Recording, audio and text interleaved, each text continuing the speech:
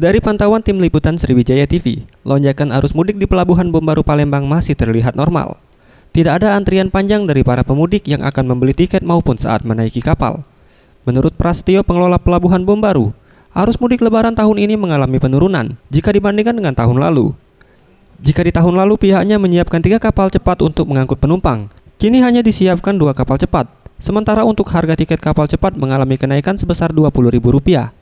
Jika sebelumnya dijual Rp210.000, kini menjadi Rp230.000.